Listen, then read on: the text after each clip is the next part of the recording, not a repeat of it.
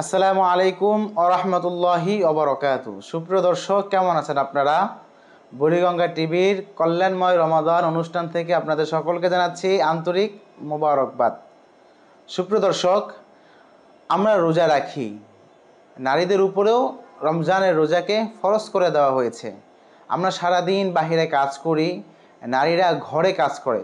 এই পবিত্র রমজানুল মুবারক মাসে নারীরা কিভাবে তাদের জীবনকে কাটাবে, এই বিষয়ে আজকে কিছু আলোচনা করব ইনশাআল্লাহ। সুপ্রিয় দর্শক, আল্লাহ সুবহানাহু ওয়া তাআলা নবী মুহাম্মদ সাল্লাল্লাহু আলাইহি ওয়াসাল্লাম বলেছেন, তলাবুল ইলমি ফারিদাতুন আলা কুল্লি মুসলিম, অর্থাৎ দ্বীনি ইলম তলব করা প্রত্যেক নর নারীর উপরে আল্লাহ রাব্বুল আলামিন কিন্তু ফরজ করে দিয়েছেন।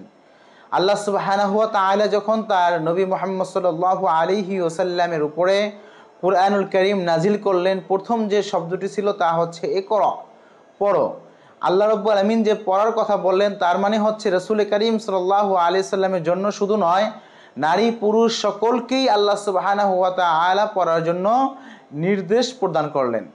সুপ্রিয় দর্শক, আমরা রোজা রাখি, নারীরাও রোজা রাখে। দেখুন, নারীরা যখন সাহারির সময় ঘুম থেকে উঠে তার স্বামীকে, তার সন্তানকে সাহারি খাওয়ার জন্য ঘুম থেকে উঠায়, আল্লাহ রাব্বুল আলামিন নবী মুহাম্মদ সাল্লাল্লাহু আলাইহি সাল্লাম বলেছেন, ওই সাহারির জন্য যখন সে বাড়ির লোকদেরকে ঘুম থেকে জাগালো, পারজোয়ার শাহী পোলাও ঘর, রাজকীয় স্বাদ এখন আপনার হাতের নাগালেই।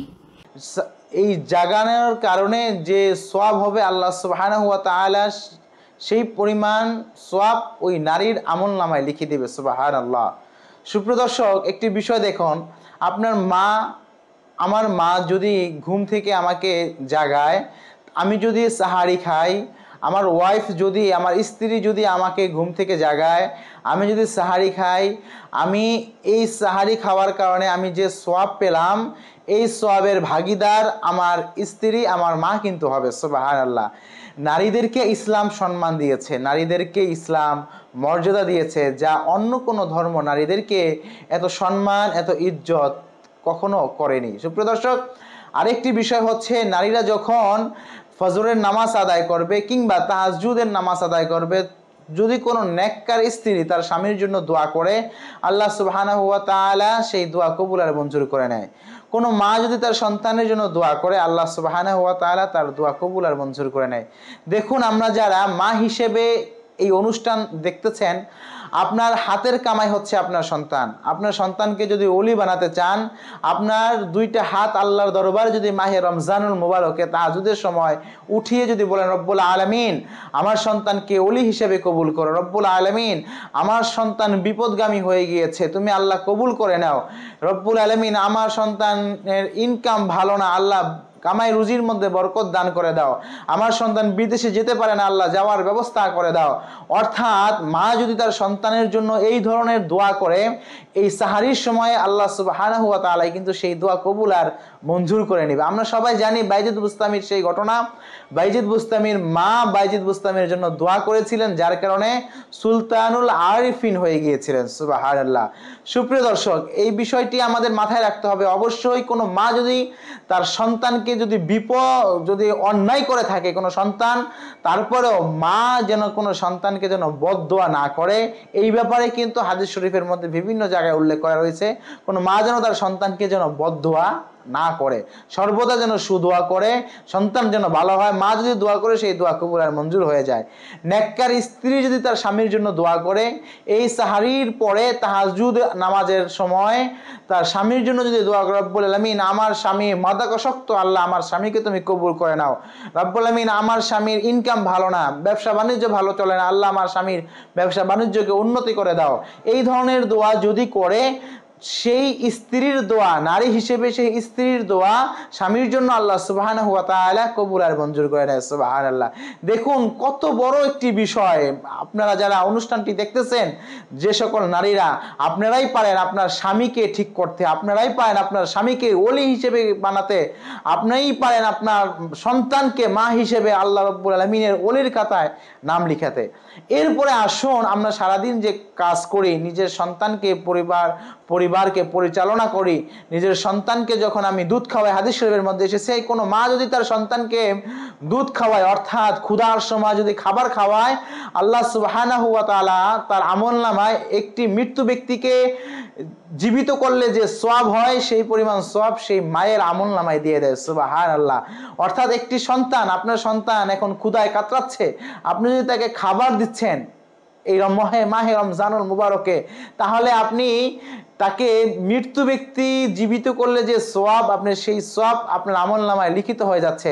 আর রমজানুল মুবারক মাসে যদি আপনার ছোট্ট সন্তান অর্থাৎ যে কথা বলতে পারে না, কথা শুনে না, বুঝে না, তাকে যদি আপনি খাওয়ান, সেই ক্ষেত্রে কিন্তু আপনার 70 জন মৃত্যু ব্যক্তিকে জীবিত করলে যে সওয়াব, সেই সওয়াব আপনার আমলনামায় আল্লাহ রাব্বুল আমিন কিন্তু লিপিবদ্ধ করে রেখে দিয়েছে। এরপরে আসুন আমরা আমাদের ইফতারি যখন তৈরি করি, ইফতারি তৈরি করার সময় ইফতার সামনে যখন আমরা সকলে বসি, যখন আজান হয়ে যায় আমরা ইফতারি করি, ওই ইফতারি যারা করে আল্লাহ সুবহানাহু ওয়া তাআলা তাদেরকে যে ব্যক্তি তৈরি করেছে অর্থাৎ আমার স্ত্রী, আমার মা, কিন্তু ঘরের নারীরাই এই ইফতার তৈরি করেছে, বোনেরাই এই ইফতার তৈরি করেছে।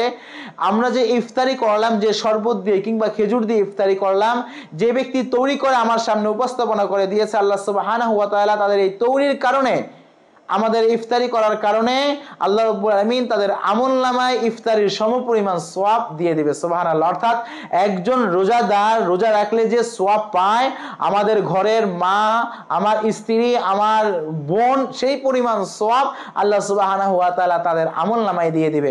সুপ্রিয় দর্শক, আমরা অবশ্যই যারা নারী রয়েছি, যারা নারী হিসেবে আমরা ঘর সামলাচ্ছি, আমাদের কোনো চিন্তা নেই, আমাদের ইবাদত বন্দেগী আমরা তারাবি পড়তে মসজিদে যেতে পারি না, আমরা নামাজে ওয়াক্তিয়ায় মসজিদে যেতে পারি না, ভাবতেছি সকল সওয়াব তো ছেলেরা নিয়ে যাচ্ছে, আমরা নারী হিসেবে তো কোনো সওয়াব পেলাম না। মূলত কিন্তু বিষয় এটি না।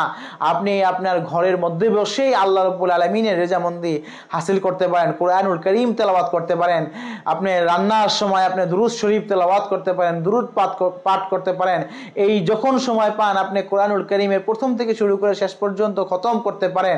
এই সময়টি কিন্তু পুরুষেরা পায় না, যে সময়টি ইবাদত বন্দেগীর আপনি পান। এই জন্য সুপ্রিয় দর্শক, আসুন নারী হিসেবে আমরা ইবাদত বন্দেগী করি। আল্লাহ সুবহানাহু ওয়া তাআলা যেন আমাদের সকলের ইবাদতকে কবুল আর মঞ্জুর করে নেয়।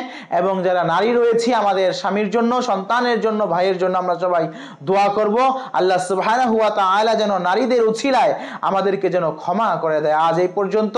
আগামীতে থাকবে অন্য কোনো বিষয় নিয়ে, আপনাদেরই দেওয়া প্রশ্ন, আপনারা আপনাদের না জানা প্রশ্ন আমাদের কমেন্টস করুন, আমরা উত্তর দেওয়ার জন্য আপনার চেষ্টা করব। আজ এই পর্যন্ত, আগামীতে আসবো অন্য কোনো বিষয় নিয়ে। সেই পর্যন্ত বুড়িগঙ্গা টিভির কল্যাণময় রমাদান অনুষ্ঠানের পাশেই থাকবেন, সঙ্গেই থাকবেন। সকলে ভালো থাকুন, সুস্থ থাকুন। আসসালামু আলাইকুম ওয়া রাহমাতুল্লাহি ওয়া বারাকাতুহু।